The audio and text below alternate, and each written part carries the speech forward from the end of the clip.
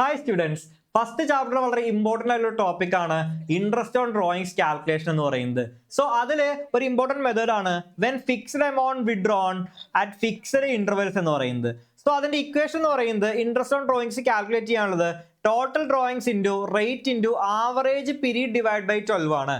So അങ്ങനെയാണെന്നുണ്ടെങ്കിൽ എങ്ങനെ നമ്മൾ ഈ ആവറേജ് പീരീഡ് കണ്ടെത്തും, അതാണ് വളരെ ഇമ്പോർട്ടൻ്റ് ആയിട്ടുള്ള കാര്യം എന്ന് പറയുന്നത്.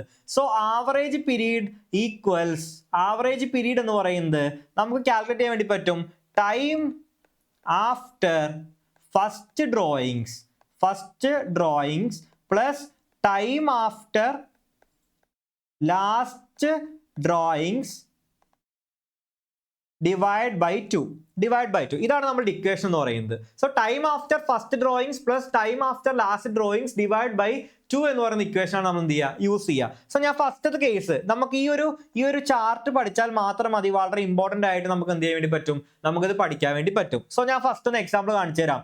എല്ലാ മാസത്തെയും ഫസ്റ്റ് ഡേയിലാണ് അല്ലെങ്കിൽ എവറി മന്തിന്റെ ബിഗിനിങ്ങിലാണ് നമ്മൾ വിഡ്രോ ചെയ്യുന്നുണ്ടെങ്കിൽ എങ്ങനെയായിരിക്കും നമ്മൾ ആവറേജ് പീരീഡ് കാണുക? നമ്മുടെ ആവറേജ് പീരീഡ് എന്ന് പറയുന്നത് ടൈം ആഫ്റ്റർ ഫസ്റ്റ് ഡ്രോയിങ്, അതായത് ബിഗിനിങ് ആണെന്നുണ്ടെങ്കിൽ 12 മാസം പിന്നീട് ലെഫ്റ്റ് ഉണ്ട്, okay, plus time after last drawing, അതായത് ലാസ്റ്റ് മന്തിന്റെ ഫസ്റ്റ് ആയിരിക്കും നമ്മൾ എന്ത് ചെയ്യുന്നത്, വിഡ്രോ ചെയ്യുന്നത്, പിന്നീട് എന്തുണ്ട്, ഒരു മാസം ലെഫ്റ്റ് ഉണ്ട്. So 12 + 1 divide by 2 that is 6.5. 6.5 കിട്ടിയാണ്ടില്ലേ? ഇതേപോലെയാണ് നമ്മൾ എന്ത് ചെയ്യുന്നത്, ഓരോ പീരീഡും ആവറേജ് പീരീഡും കാൽക്കുലേറ്റ് ചെയ്യുന്നത്. So middle of every month ആണെന്നുണ്ടെങ്കിൽ 6ഉം അതുപോലെ എൻഡ് ഓഫ് എവറി മന്ത് ആണെന്നുണ്ടെങ്കിൽ 5.5 ആണ് നമുക്ക് കിട്ടുക. അതുപോലെ തന്നെ ക്വാർട്ടറിലാണെന്നുണ്ടെങ്കിലോ ബിഗിനിങ് ഓഫ് ക്വാർട്ടർ ആണെങ്കിൽ 7.5ഉം നമ്മളുടെ മിഡിൽ ആണെന്നുണ്ടെങ്കിൽ 6ഉം ലാസ്റ്റ് ആണെന്നുണ്ടെങ്കിൽ എൻഡിലാണെന്നുണ്ടെങ്കിൽ 4.5 ആണ് നമുക്ക് എന്ത് ചെയ്യുക, കിട്ടുക.